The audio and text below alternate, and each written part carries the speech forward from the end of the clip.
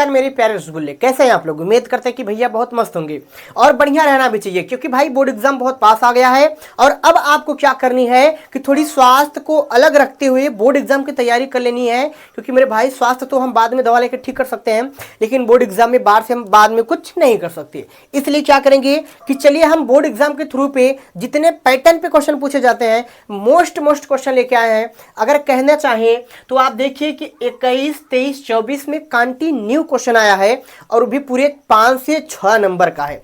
यानी मेरे भाई आप सोचिए कि कितना छोटा क्वेश्चन है। देखिए कितना देखने में छोटा है लेकिन बहुत ही मजेदार टॉपिक है। तो आइए वीडियो को बिगड़ समय बर्बाद के स्टार्ट करते हैं, वीडियो में बने रहिएगा। चलिए साथियों, क्वेश्चन है दो क्रमागत धनात्मक पूर्णांक ज्ञात कीजिए जिनके वर्गों का योग 365 हो। बहुत बढ़िया बात, कोई संख्या है क्रम से चल रहा है। पूर्णांक का मतलब क्या होता है आइए समझाते हैं। सबसे पहला बात, पूर्णांक इसको कहते हैं इंटीजर, ऐसी संख्या जिसमें धनात्मक ऋणात्मक संख्या पाई जाती है। जैसे -3, -2, -1, 0, 1, 2, 3 dot dot dot plus infinite चलता है, dot dot dot dot minus infinite चलता है। यानी कि पूर्णांक की जब बात करेगा तब प्लस वाले भी संख्या आएंगे, माइनस वाले भी संख्या आएंगी। इतना बात आप याद रखिएगा। चलिए अब हम क्या करते हैं, हम इन क्वेश्चन को बनाते हैं। देखिए जब गणित में कुछ भी समझ में ना आए, दो क्रमागत धनात्मक पूर्णांक पता नहीं, दो धनात्मक क्रमागत पूर्णांक कहाँ है, तो हम कुछ नहीं करेंगे। सिंपली हम इसको मानेंगे कि माना प्रथम क्रमागत पूर्णांक हमारा x है, दूसरा क्या है, उसी के अकॉर्डिंग हम चलेंगे। तो सबसे पहले हम मानेंगे कि माना क्रमागत संख्या, माना पहला, यानी पहला क्रमागत संख्या, पहला क्रमागत संख्या बराबर हमारे पास x है। अब सोचिए दोस्तों दूसरा क्या माने, यहां x y नहीं मान सकते। ये कह रहा है कि दो क्रमागत धनात्मक पूर्णांक, धनात्मक यानी प्लस में होना चाहिए, ऋणात्मक यानी कि ऋण नहीं होना चाहिए, माइनस नहीं होना चाहिए, पॉजिटिव यानी धनात्मक धन होना चाहिए। तो कह रहा है कि क्रम से, कह रहा है क्रम से, जैसे कि हम क्या करेंगे, क्रम से क्या है, 1 है, 2 है, 3 है, 4 है, 5 है, ये सब संख्या क्या है, क्रम से है। 1 के बाद 2, 2 के बाद 3, 3 के बाद 4, 4 के बाद 5, यानी क्रम वाइज चल रहा है। तो क्या करेंगे हम, पहली संख्या अगर हमने x मान लिया तो दूसरी संख्या x + 1 मान लेंगे, यानी क्रम से हम चल रहे हैं। तो अब हम लिखेंगे यहाँ तथा दूसरी संख्या हमारा हो जाएगा भाई, दूसरी संख्या हमारा हो जाएगा x। पहला था 1, उसमें हम बढ़ गए, यानी क्रम से क्या करेंगे, हमारी जो गिनती होती है वो भी क्रम वाइज बढ़ती है, तो यहाँ हमने 1 बढ़ा दिया। अब कह रहा है कि जिनके वर्गों का योग, यानी इन दोनों के वर्गों का योग हमें दिया है 365। तो हम यहाँ लिखेंगे प्रश्नानुसार, लिखेंगे कि प्रश्नानुसार, यानी मेरे भाई अकॉर्डिंग टू क्वेश्चन, यानी प्रश्न के अनुसार ही चलेंगे। इन दोनों संख्या की वर्गों का योग 365 दिया है, तो हम यहाँ लिखेंगे यानी x + 1 बराबर में 365। अच्छा समझिए, दोनों संख्या के वर्गों का योग 365, देखिए हमने कर दिया। अब हम इनको इधर बनाने का प्रयास करते हैं। देखिए ये तो हो गया x² प्लस, अब भाई एक बात आप यहां समझ लीजिए, a + b का होल स्क्वायर आप जानते होंगे क्या होता है, a²। चलिए हम इसको लिख ही देते हैं, यहाँ पर a + b का होल स्क्वायर हमें लिख देते हैं कि a + b का होल स्क्वायर होता है a² बराबर a² + b² प्लस के 2ab, इतना होता है। हम इसको कोष्टक में यहाँ छोड़ देते हैं। चलिए भाई अब क्या करते हैं, हम इसको हल कर लेते हैं। यानी a का स्क्वायर यानी x का स्क्वायर ही हो जाएगा, x का स्क्वायर प्लस b यानी क्या है, b यानी 1 का स्क्वायर और प्लस के 2ab, यानी कि यहाँ लिखेंगे 2, a का वैल्यू है x, v का वैल्यू है 1, इतना हमने लिख दिया। और बराबर में चल रहा है 365 जो कि हमारा चल रहा है। अब क्या करेंगे भैया, हम इनको गुणा कर लेंगे। गुणा करने का मतलब कि इसको चलने देंगे x² ये भी चलेगा। अब देखिए 1 का स्क्वायर 1 हो जाता है, इसको गुणा करेंगे 2x 1 का हो जाएगा भैया प्लस के 2x बराबर में हो जाएगा 365। अब देखिए यहाँ पर एक बार x² है, यहाँ पर एक बार x² है, दोनों जुड़ेगा तो हमारा बन जाएगा 2x² प्लस का 1 प्लस का 2x बराबर में 365। यहां तक समझ गए होंगे।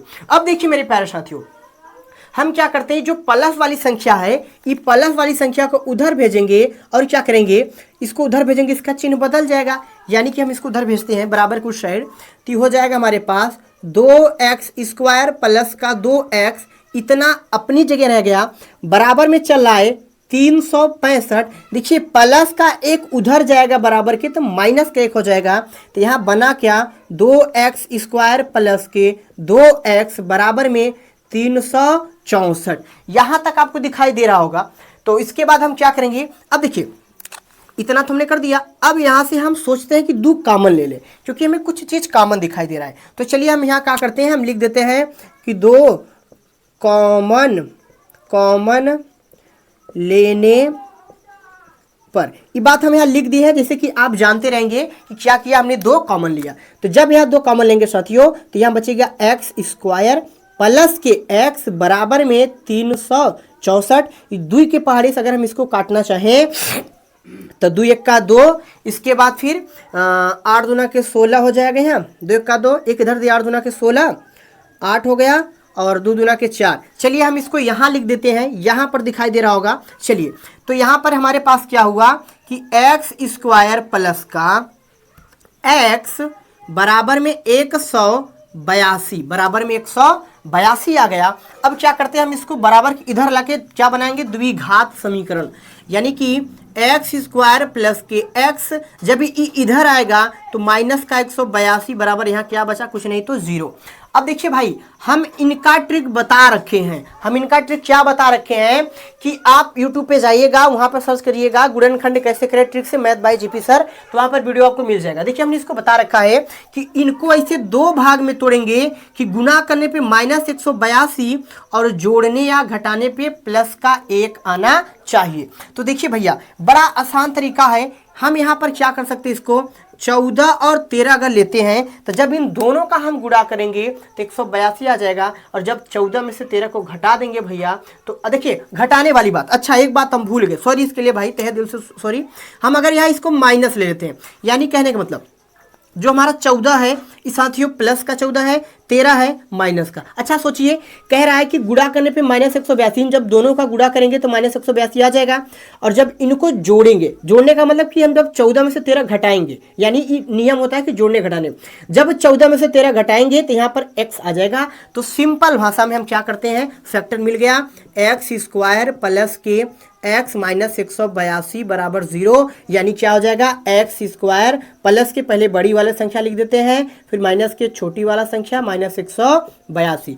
अब क्या करेंगे, यहाँ से एक x कॉमन लेंगे, एक x अंदर, प्लस है तो प्लस 14, यहाँ माइनस का 13 कॉमन हो गया, x प्लस का 14। चलिए अब इसको हम थोड़ी सी ऊपर दिखाने का प्रयास करते हैं, इस वाले भाग को हम आगे कंटिन्यू बढ़ाते हैं।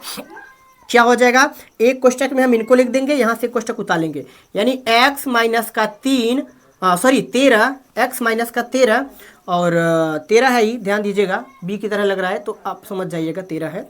इसके बाद एक आ गया x प्लस का 14। अच्छा देखिए हमारे पास 2 वैल्यू आ गई, हम क्या करते हैं, इनको 0 के बराबर कर लेते हैं, यानी x बराबर माइनस के समझिए भाई, ये समझिए, थोड़ी सी यहाँ पर 1 सेकेंड का ब्रेक, x माइनस के 13 बराबर में 0, x प्लस के 14 बराबर में 0। आप ये भी कर सकते हैं, लेकिन हमसे मूल तो नहीं पूछा है, लेकिन हम यहाँ पर भी हमसे मूल नहीं पूछा था, हमारा आंसर यहाँ तक आ गया है, लेकिन हम एक लाइन एक्स्ट्रा कर देते हैं कि हो सकता था क्वेश्चन कह दे कि इसका मूल बताइए। तो मूल निकालने के लिए हम क्या करेंगे, 0 के बराबर कर दिए हैं, बस x बराबर क्या आ जाएगा भैया, ये आ जाएगा प्लस का 13 और x बराबर आ जाएगा माइनस का 14। तो ये रहा मेरे साथियों हमारा वह 2 क्रमागत संख्या। आप देखिए क्या हमने माना, पहली संख्या, पहला संख्या x, जो कि पहला संख्या हमारा आ गया 13, और कह रहा है कि दूसरी संख्या x प्लस 1 होगी। मेरे भाई x प्लस 1 कहे चाहे कुछ, यानी आप यहाँ देखिए एक अधिक दिखाई दे रहा होगा, यानी क्या 13 और 14 क्या हो गया हमारा माइनस का, फाइनल का कैलकुलेशन। तो अगर वीडियो अच्छा लगा हो